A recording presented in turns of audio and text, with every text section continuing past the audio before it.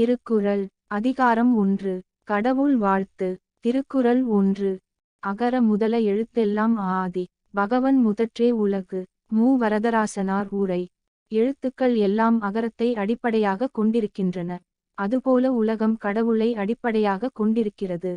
சாலமன் பாப்பையா உரை.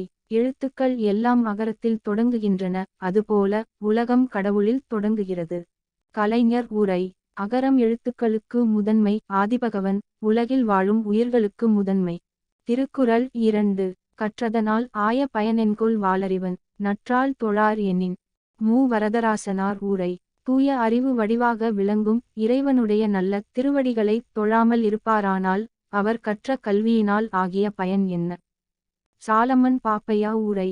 தூய அறிவு வடிவானவனின் திருவடிகளை வணங்காதவர் படித்ததனால் பெற்ற பயன்தான் என்ன? கலைஞர் உரை. தன்னைவிட அறிவில் மூத்த பெருந்தகையாளரின் முன்னே வணங்கி நிற்கும் பண்பு இல்லாவிடில் என்னதான் ஒருவர் கற்றிருந்தாலும் அதனால் என்ன பயன்? ஒன்றுமில்லை. திருக்குறள் 3. மலர்மிசை ஏகினான் மானடி சேர்ந்தார், நிலமிசை நீடு வாழ்வார்.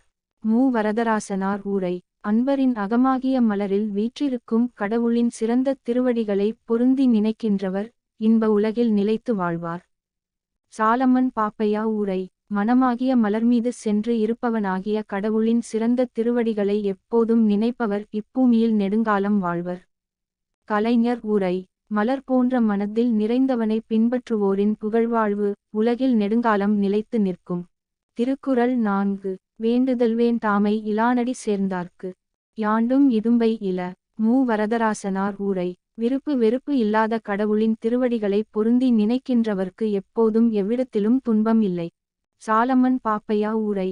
எதிலும் விருப்பு வெறுப்பு இல்லாத கடவுளின் திருவடிகளை மனத்தால் எப்போதும் நினைப்பவருக்கு உலகத் துன்பம் ஒருபோதும் இல்லை. கலைஞர் உரை. விருப்பு வெறுப்பற்று தன்னலமின்றி திகழ்கின்றவரை பின்பற்றி நடப்பவர்களுக்கு எப்போதுமே துன்பம் ஏற்படுவதில்லை. திருக்குறள் 5. இருள்சேர் இருவினையும் சேரா இறைவன், பொருள்சேர் புகழ் புரிந்தார் மாட்டு. மு. வரதராசனார் உரை. கடவுளின் உண்மை புகழை விரும்பி அன்பு செலுத்துகின்றவரிடம் அறியாமையால் விளையும் இருவகை வினையும் சேர்வதில்லை. சாலமன் பாப்பையா உரை. கடவுளின் மெய்மை புகழையே விரும்புபவரிடம் அறியாமை இருளால் வரும் நல்வினை தீவினை என்னும் இரண்டும் சேருவதில்லை. கலைஞர் உரை. இறைவன் என்பதற்குரிய பொருளை புரிந்து கொண்டு புகழ் பெற விரும்புகிறவர்கள் நன்மை தீமைகளை ஒரே அளவில் எதிர்கொள்வார்கள். திருக்குறள் 6. பொறிவாயில் ஐந்தவித்தான் பொய்தீர் ஒழுக்க, நெறி நின்றார் நீடு வாழ்வார். மு. வரதராசனார் உரை. ஐம்பொறி வாயிலாக பிறக்கும் வேட்கைகளை அவித்த இறைவனுடைய பொய்யற்ற ஒழுக்க நெறியில் நின்றவர் நிலை பெற்ற நல்வாழ்க்கை வாழ்வர். சாலமன் பாப்பையா உரை. மெய், வாய், கண், மூக்கு, செவி ஆகிய 5 பொறிகளின் வழி பிறக்கும் தீய ஆசைகளை அழித்து கடவுளின் பொய்யற்ற ஒழுக்க வழியிலே நின்றவர் நெடுங்காலம் வாழ்வார். கலைஞர் உரை. மெய், வாய், கண், மூக்கு, செவி எனும் ஐம்பொறிகளையும் கட்டுப்படுத்திய தூயவனின் உண்மையான ஒழுக்கமுடைய நெறியை பின்பற்றி நிற்பவர்களின் புகழ்வாழ்வு நிலையானதாக அமையும். திருக்குறள் 7. தனக்குவமை இல்லாதான் தாழ் சேர்ந்தார் கல்லால், மனக்கவலை மாற்றல் அரிது. மு. வரதராசனார் உரை. தனக்கு ஒப்புமை இல்லாத தலைவனுடைய திருவடிகளை பொருந்தி நினைக்கின்றவர் அல்லாமல் மற்றவர்க்கு மனக்கவலையை மாற்ற முடியாது. சாலமன் பாப்பையா உரை. தனக்கு இணையில்லாத கடவுளின் திருவடிகளைச் சேர்ந்தவர்க்கே அன்றி மற்றவர்களுக்கு மனக்கவலையை போக்குவது கடினம். கலைஞர் உரை. ஒப்பாரும் மிக்காருமில்லாதவனுடைய அடியொற்றி நடப்பவர்களைத் தவிர மற்றவர்களின் மனக்கவலை தீர வழியேதுமில்லை.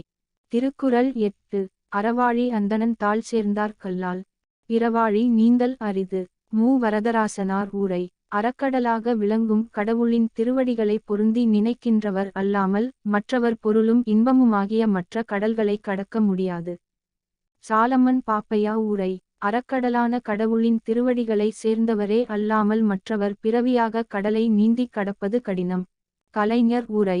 அந்தணர் என்பதற்கு பொருள் சான்றோர் என்பதால் அறக்கடலாகவே விளங்கும் அந்த சான்றோரின் அடியொற்றி நடப்பவர்க்கேயன்றி மற்றவர்களுக்கு பிற துன்பக் கடல்களை கடப்பது என்பது எளிதான காரியமல்ல.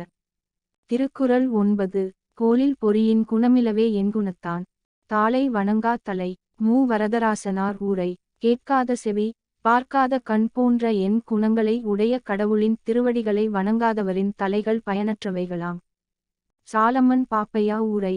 என்னும் நல்ல குணங்களுக்கு எல்லாம் இருப்பிடமான கடவுளின் திருவடிகளை வணங்காத தலைகள் புலன்கள் இல்லாத பொறிகள் போல இருந்தும் பயன் இல்லாதவையே.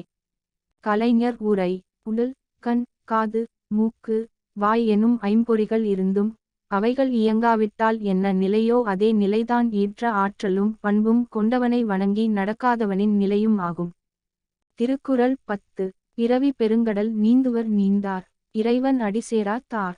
மு. வரதராசனார் உரை. இறைவனுடைய திருவடிகளை பொருந்தி நினைக்கின்றவர் பிறவியாகிய பெரிய கடலை கடக்க முடியும். மற்றவர் கடக்க முடியாது. சாலமன் பாப்பையா உரை. கடவுளின் திருவடிகளைச் சேர்ந்தவர் பிறவியாகிய பெருங்கடலை நீந்தி கடப்பர், மற்றவர் நீந்தவும் மாட்டார். கலைஞர் உரை.